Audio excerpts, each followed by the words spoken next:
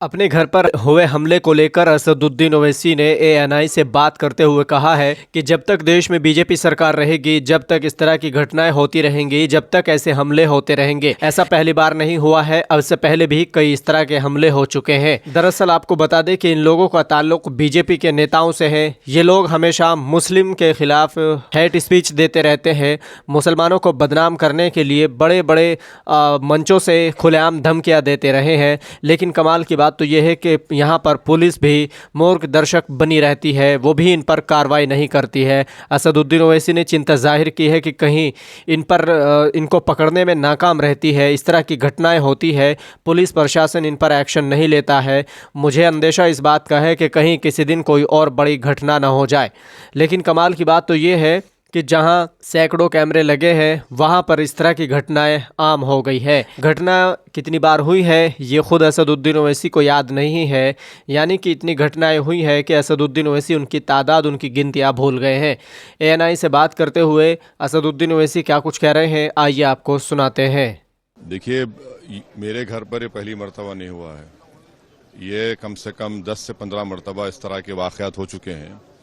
और ये इसलिए हो रहा है क्योंकि देश में जो नरेंद्र मोदी की सरकार है और ख़ुद प्रधानमंत्री इस तरह के लोगों को रेडिकलाइज कर चुके हैं। जो प्रधानमंत्री खुद कहते हैं कि घुसपैठी है मुसलमान और इनके कपड़े देखकर पहचानो, तो इन लोगों को हिम्मत मिलती है। ये एम्बोल्डन हो चुके हैं और इनको लगता है कि जब तक मोदी सरकार है हम कुछ भी कर सकते हैं। और दूसरी बात यह है कि ये लोग इजराइल का फ्लैग लेकर मेरे घर पर चिपकाते हैं, तो इससे मालूम होता है कि ये लोग ज़ायनिस्ट आइडियोलॉजी को मानने वाले हैं। और ज़ायनिस्ट आइडियोलॉजी ने ही गाज़ा में 12 लाख लोगों को बेघर कर दिया, 40,000 लोगों को मौत के घाट उतार दिया।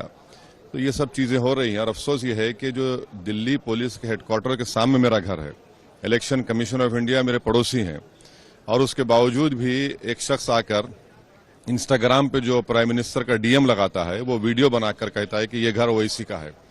और उसके 10-15 मिनट के बाद ये लोग आते हैं। तो अब पुलिस खुद अगर इनको पकड़ना नहीं चाहती है तो फिर हम क्या करेंगे? भाई, सरकार आपकी, पुलिस आपकी, मेरे घर के सामने एक नहीं बल्कि 100 सीसीटीवी कैमरा लगे हुए हैं। और जो पुलिस ऑफिसर मेरे पास आते हैं वो मुझसे कहते हैं हाँ सर, कभी कभी हो जाता है।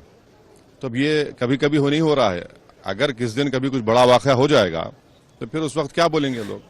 चुनाव आयोग का ऑफिस खुद असदुद्दीन ओवैसी के पड़ोस में है। दिल्ली पुलिस का हेडक्वार्टर असदुद्दीन ओवैसी के घर के पास है। आपको बता दें कि असदुद्दीन ओवैसी के घर के पास सैकड़ों कैमरे लगे हुए हैं। उसके बाद भी इस तरह की घटनाएं आम हो गई है। अब आप सोचिए कि जब देश के प्रधानमंत्री मुसलमानों को घुसपैठिया कहते हो, मुसलमानों को कपड़ों से पहचानने की बात करते हो और इस तरह के बड़े बड़े मंचों से मुसलमानों को बदनाम करने के लिए भाषण देते हो, तो उनके चेले, उनके चपेटे किस तरह की बात वो करते हैं यह आप इसमें देख चुके हैं। क्या आपको नहीं लगता कि उनकी बातों का असर उनके चमचों और उनके चेलों और उनके चपाटों के अंदर नहीं पहुंचेगी? बिल्कुल पहुंचेगी, क्योंकि एक तरीके से पूरा राइट विंग और पूरी बीजेपी सरकार खासकर मुसलमानों को इस तरीके से बदनाम करने की पूरी कोशिश करती है।